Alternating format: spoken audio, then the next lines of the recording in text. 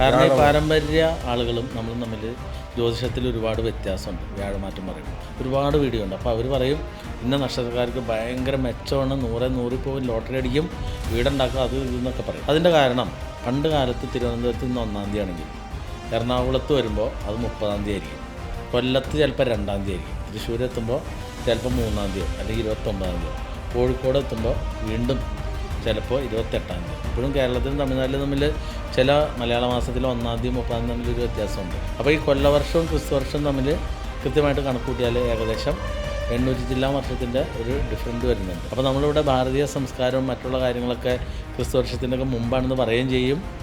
കൊല്ലവർഷം കണക്കൂട്ടുമ്പോൾ ക്രിസ്തുവർഷത്തിൻ്റെ പിന്നിൽ വരികയും ചെയ്യും. കൊല്ലവർഷമായിട്ട് ഏകീകരിച്ചത് കേരളം മുതൽ, അതായത് കാസർഗോഡ് മുതൽ തിരുവനന്തപുരം വരെയുള്ള കണക്ക് 1-ാം തീയതി എന്ന് പറഞ്ഞാൽ കൃത്യമായിട്ട് മലയാളം 1-ാം തീയതി ഇന്ന ദിവസം, 30-ാം തീയതി ഇന്ന ദിവസം എന്നുള്ള ഏകീകരിച്ചിട്ട് 1201 വർഷമായിട്ട് എപ്പോഴാണ് സൂക്ഷിക്കേണ്ട കാലം, മരണം സംഭവിക്കാം, ഇതെല്ലാം അതിനകത്ത് കൃത്യമായിട്ട് എഴുതിയാണ്.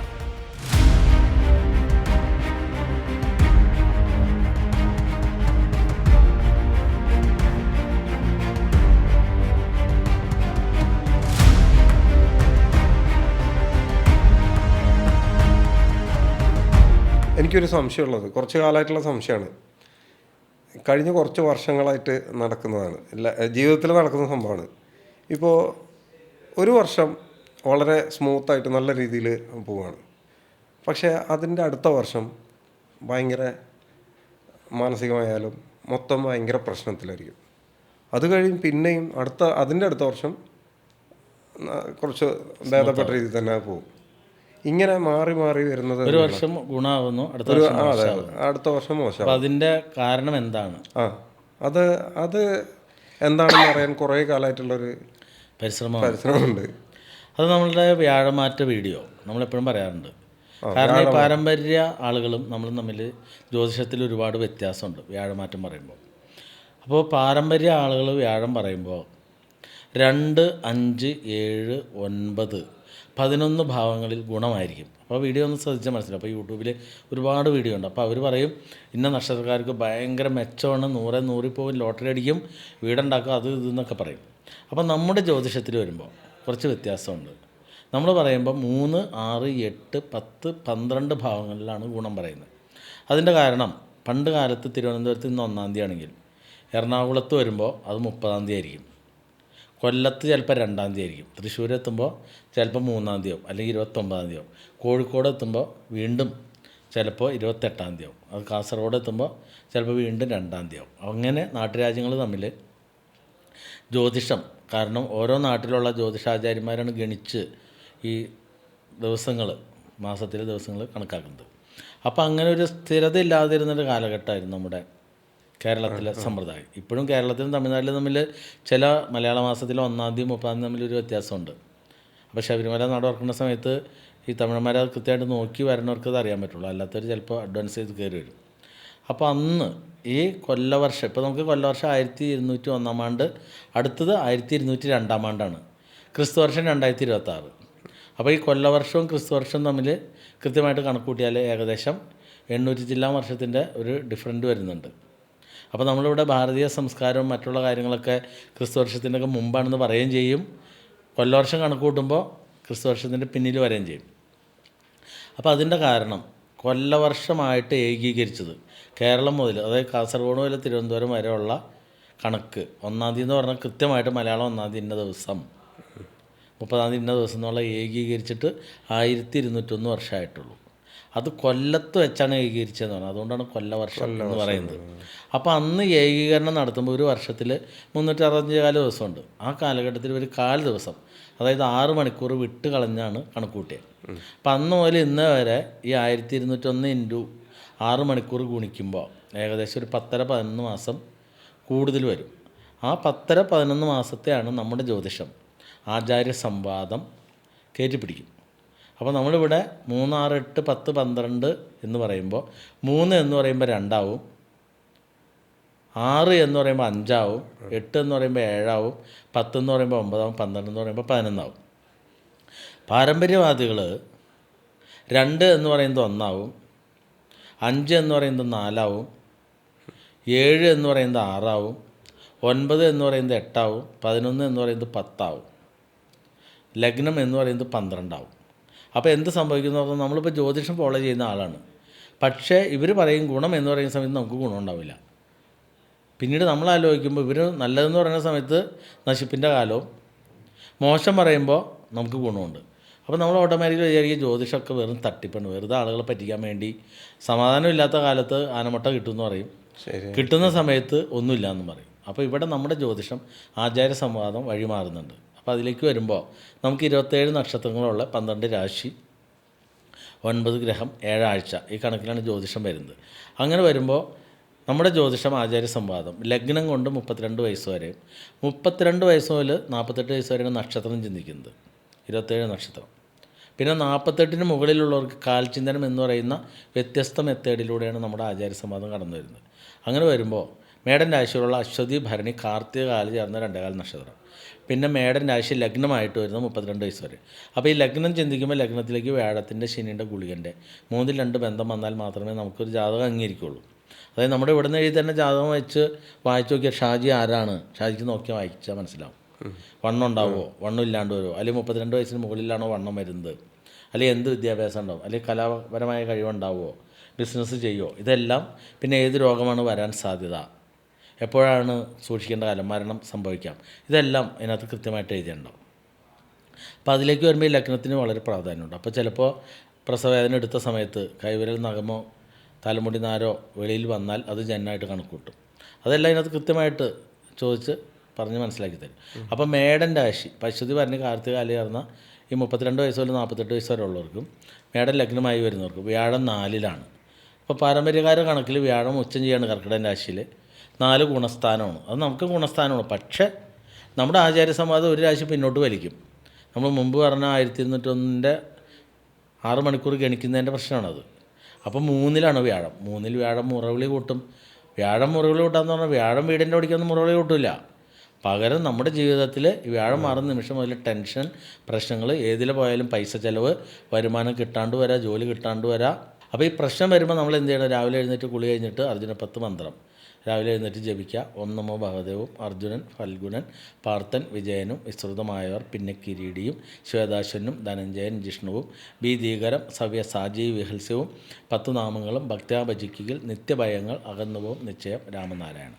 അപ്പോൾ ഇങ്ങനെ രാവിലെ 9 പ്രാവശ്യം ജപിച്ച് നമ്മുടെ ടെൻഷൻ കുറയും, പ്രശ്നങ്ങളുണ്ടാവും. അപ്പോൾ ഈ പ്രശ്നങ്ങൾ അതിജീവിക്കാൻ വേണ്ടി എറണാകുളം ജില്ലയിൽ മൂവാറ്റുപുഴ താലൂക്കിലെ വാഴക്കുളം പൈനാപ്പിൾ സിറ്റിക്ക് അടുത്ത് കല്ലൂർക്കാട്, കല്ലൂർ പേരമംഗലത്ത്, തിരുപേരമംഗലത്തപ്പൻ്റെ തിരുസന്നിധിയിൽ, പ്രണവമലയിൽ തിരുപ്പതി വെങ്കടജലപതിയായിട്ട് വിളങ്ങുന്ന മഹാവിഷ്ണു ഭഗവാന് വ്യാഴമാറ്റം നടക്കുന്ന സമയത്ത് തന്നെ ഒരു ദക്ഷിണ പൂജ നടത്താം. ചുറ്റുവിളക്കൂടി 1500 നേരിട്ട് വന്നാൽ, ഓൺലൈനാണെങ്കിൽ 11,500. പിന്നെ എല്ലാ വ്യാഴാഴ്ചയും മഹാവിഷ്ണു ഭഗവാന് ഒരു പാൽപ്പായസവും ഭാഗ്യസൂക്തം, ഒരു മുട്ടറക്കൽ 175 പക്ഷേ ഈ വ്യാഴമാറ്റ ദുരിതമുള്ളവർക്ക് നമ്മളവിടെ പൈസ കുറയ്ക്കേണ്ടത് 100 രൂപ ഉള്ളൂ. അപ്പോൾ 130, 100, 230 രൂപ വ്യാഴാഴ്ച ചിലവാക്കാം. ഈ വ്യാഴമാറ്റ ദുരിതം എങ്ങനെ? വ്യാഴമാറ്റ ദുരിതം ഞാൻ ഈ പറഞ്ഞപ്പോൾ ഈ വീഡിയോയിൽ നമ്മൾ പറഞ്ഞ അശ്വതി, പറഞ്ഞ കാർത്തിക കാല് ചേർന്ന 2 നക്ഷത്രക്കാർക്ക് ഇപ്പോൾ വ്യാഴമാറ്റ ദുരിതമാണ്. അപ്പോൾ അതിൻ്റെ പ്രതിവിധിയായിട്ട് മഹാവിഷ്ണു ഭഗവാന് പാൽപ്പായസം, ഭാഗ്യസൂക്തം, ഒരു മുട്ടറക്കൽ. അപ്പോൾ മഴ പെയ്യുന്നു, നമ്മൾ കുട പിടിക്കുന്നു, അപ്പോൾ മഴ നനയുന്നില്ല. അതേപോലെ തന്നെ വണ്ടി ഓടിച്ച് പോകുമ്പോൾ വൈപ്പർ ഇടണം. ആ സമയത്ത് എനിക്ക് വൈപ്പർ ഇടണ്ടെന്ന് പറഞ്ഞാൽ പലയിടത്തും ചെന്നിടിക്കും, അല്ലേ, അല്ലെങ്കിൽ കുഴിയിൽ ചെന്ന് ചാടും. അപ്പോൾ അതില്ലാതിരിക്കാനാണ് ഈ വഴിപാട് ചെയ്യുന്നത്. അപ്പോൾ നമുക്ക് നേർക്കാഴ്ച കിട്ടും. പിന്നെ പ്രണവമലയിൽ പൂർണ്ണ പ്രദക്ഷിണമുള്ള സമ്പൂർണ്ണ പൂജകളുള്ള ഏക മഹാദേവ ക്ഷേത്രം കേരളത്തിൽ. മഹാദേവനും ഇതേപോലെ തന്നെ ധാര കൂളോഷ്പാതിൽ പിൻവിളക്ക് വിളഞ്ഞത് 100 രൂപയുടെ ചിലവുള്ളൂ. മറ്റുള്ള ക്ഷേത്രത്തിൽ 150, 200 രൂപയൊക്കെ ഉണ്ട്. ഇവിടെ 100 രൂപ, പിന്നെ ഒരു മുട്ടർക്കിൽ 100. അപ്പോൾ 200 രൂപയുടെ ചിലവുണ്ട്. അങ്ങനെ തിങ്കളാഴ്ച 200-ഉം വ്യാഴാഴ്ച 230-ഉം ചിലവാക്കുക. പിന്നെ എല്ലാ ശനിയാഴ്ചയും നമുക്ക് 7.5 ശനിയും കൂടിയാണ്. ശനി 12-ലുണ്ട്. അപ്പോൾ ശനീശ്വരന് സമ്പൂർണ്ണ പൂജകളുള്ള ഏക ശനീശ്വര ക്ഷേത്രമാണ്. മറ്റുള്ളതൊക്കെ നവഗ്രഹമാണ്. ഒരു നീരാഞ്ജനം എള്ളിടാതെ വെറും തുണി കൊണ്ട് കിഴികെട്ടി 125 രൂപ.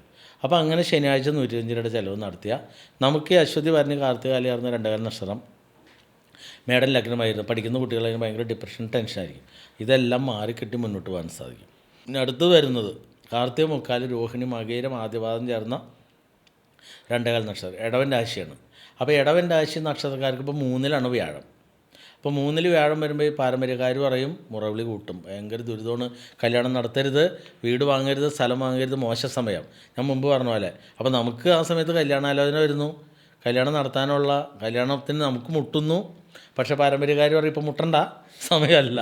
പിന്നെ അതേപോലെ തന്നെ സ്ഥലം വാങ്ങാൻ ഒരാൾ വന്നിട്ട് പറഞ്ഞു ഇതേ ഇന്ന വിലയ്ക്ക് തരാം, ബാങ്കും വരുന്നു വേണമെങ്കിൽ ലോൺ തരാം. അപ്പോൾ നമ്മളോട് പാരമ്പര്യക്കാർ ഇപ്പോൾ വാങ്ങരുത്, വാങ്ങിക്കഴിഞ്ഞാൽ ചതിയാവും.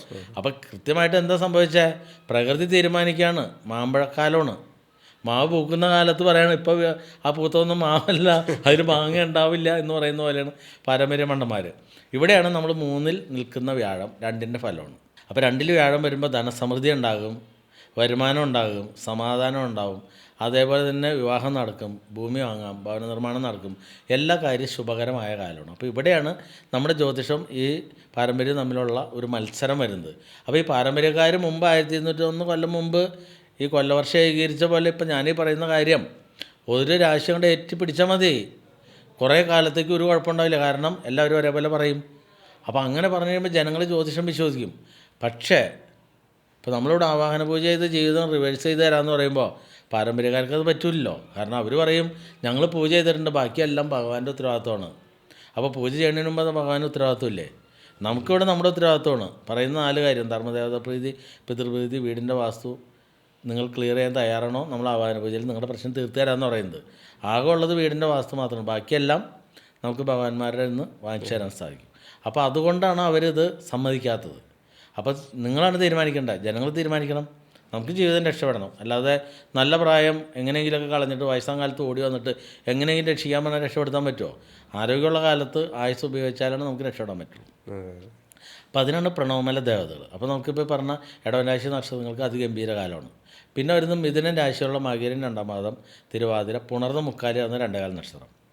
ഈ നക്ഷത്രക്കാർ ഈ മിഥുനൻ ലഗ്നവും അതേപോലെ തന്നെ 32 മുതൽ 48 വയസ്സ് വരെയുള്ളവരെ സംബന്ധിച്ച് ഇത്രയും നാളും ഈ ജൂൺ 2-ാം തീയതി വരെ ദുരിതപർവമായിരുന്നു. മുമ്പ് പറഞ്ഞ പോലെ ഇല്ലാത്ത ദുരിതങ്ങളും വഴക്കും വക്കാണോ. 12-ൽ വ്യാഴം സർവനാശമാണ്, എല്ലാം കൊണ്ട് സ്വസ്ഥത സമാനമില്ലാത്ത സമയമാണ്. ആ വ്യാഴമാണ് ലഗ്നത്തിൽ നിന്ന് 2-ലേക്ക് വന്നു. അപ്പോൾ പാരമ്പര്യവാദികൾ ധനസ്ഥാനം എന്ന് പറഞ്ഞാൽ ധനസ്ഥാനത്തായിട്ടില്ല, 30-ൽ പോയ ജീവിത വാഹനം നമുക്ക് 60-ലേക്ക് എത്തി. സമാധാനം സമൃദ്ധി വന്ന കാലമാണ്. അടുത്ത മാറ്റമാണ് 100-ലേക്ക് പോകാനുള്ള കാലം. എന്നാലും നമുക്ക് സമാധാന സമൃദ്ധി കിട്ടുന്ന കാലഘട്ടമായി. അടുത്ത് വരുന്നത് കർക്കിടകൻ രാശിയിലുള്ള പുണർതം, കാല്, പൂയം, ആയില്യം ചേർന്ന 2-കാൽ നക്ഷത്രം.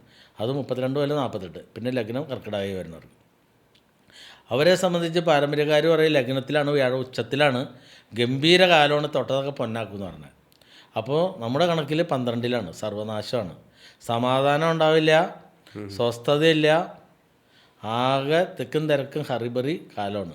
അപ്പോൾ ഇതിന് നമ്മൾ മുമ്പ് പറഞ്ഞ അർജുന 10 മന്ത്രം ജപിക്കുക, പ്രണവമലയിലെ ദേവതകൾക്ക് വഴിപാട് ചെയ്യുക, അങ്ങനെ നമുക്ക് മറികടക്കാം. പിന്നെ വരുന്നത് ചിങ്ങൻ രാശിയുള്ള മകം, പൂരം, ഉത്രം, കാലി വരുന്ന 2-കാൽ നക്ഷത്രം. അവർക്ക് 12-ലാണ് വ്യാഴം. അപ്പോൾ ഇവിടെയും പാരമ്പര്യക്കാർ പറയും 12-ലാണ് വ്യാഴം, അതുകൊണ്ട് ഒന്നും ചെയ്യണ്ട, കല്യാണമൊക്കെ വരും, പക്ഷേ കല്യാണം മുട്ടണ്ട, ഇപ്പോൾ കെട്ടിക്കഴിഞ്ഞാൽ ശരിയാവില്ല, അടുത്ത മാറ്റത്തിലേ ശരിയാവുള്ളൂ. അപ്പോൾ നമ്മുടെ ജ്യോതിഷം വീണ്ടും നിങ്ങളുടെ രക്ഷയ്ക്ക് വരും. ഇപ്പോൾ 12-ൽ നിൽക്കുന്ന വ്യാഴം 11-ലാണ്. എല്ലാം സമ്പാദിച്ച് നേടാൻ പറ്റിയ കാലം, വിവാഹത്തിന് പറ്റിയത്, ഭൂമി വാങ്ങാൻ പറ്റിയത്, വിദേശ യോഗം, കുട്ടികളുടെ എല്ലാത്തിനും ഗുണകരമായ സമയമാണ്. അപ്പോൾ അത്രയും വ്യത്യാസമുണ്ട്. ഇപ്പോൾ പകൽ സമയത്ത് രാത്രി എന്ന് പറയുന്ന പോലെയാണ് പാരമ്പര്യം മരമണ്ടന്മാരും നമ്മളും തമ്മിലുള്ള ഒരു ഫൈറ്റിങ്ങാണ് ഇപ്പോൾ നടന്നുകൊണ്ടിരിക്കുന്നത്. അപ്പോൾ ഇതിൽ യുക്തിചിന്ത പറയുന്നത് ഒന്ന് ശ്രദ്ധിച്ചു നോക്കുക, ജൂൺ 2-ാം തീയതി മുതൽ സംഭവിച്ച കാര്യം. പിന്നെ വ്യാഴം മാറി 16 ദിവസം കഴിഞ്ഞാലാണ് ഗുണമുള്ളവർക്ക് വരുള്ളൂ. വ്യാഴം മാറുന്ന നിമിഷം ദോഷമുള്ളവർക്ക് ബുദ്ധിമുട്ടായിരിക്കും. പിന്നെ വരുന്നത് കന്നിരാശിയാണ്. കന്നിരാശിയിലെ ഉത്തരം, മുക്കാൽ, അത്തം, ചിത്തിര, ആദ്യപാദം ചേർന്ന 2-കാൽ നക്ഷത്രം. ഇവരെ സംബന്ധിച്ച് വ്യാഴം 11-ലാണ്, അപ്പോൾ സർവാഭീഷ്ടത്തിലാണ്. പക്ഷേ നമ്മുടെ ജ്യോതിഷം അനുസരിച്ച് ഒരു രാശി പിന്നോട്ട് 10-ലാണ്. 10 എന്ന് പറഞ്ഞാൽ കർമ്മമാണ്. കർമ്മം എന്ന് പറഞ്ഞാൽ തൊഴിൽ. അപ്പോൾ തൊഴിൽ എന്ന് പറഞ്ഞാൽ എല്ലാം സ്റ്റക്കാവും. നമുക്ക് എല്ലാത്തിനും ഒരു പിടുത്തം വന്ന ഭയങ്കര ബുദ്ധിമുട്ട്. 100-ൽ പോയ വാഹനം നമ്മൾ നേരെ 30-ലേക്ക് താഴാണ്. ആ 30-ലേക്ക് താഴെ നമ്മൾ ഉരുട്ടുള്ളൂ. നേരത്തെ പറഞ്ഞ പോലെ ഒരു വർഷം സ്മൂത്ത് കഴിഞ്ഞു, വീണ്ടും ഉരുട്ടലായി. അപ്പോൾ ഈ ഒരു വർഷത്തെ നമ്മൾ ഉരുട്ടി മുന്നോട്ട് പോകാനായിട്ട് പ്രണവമലയിലെ ദേവതകൾക്ക് വഴിയാണ്.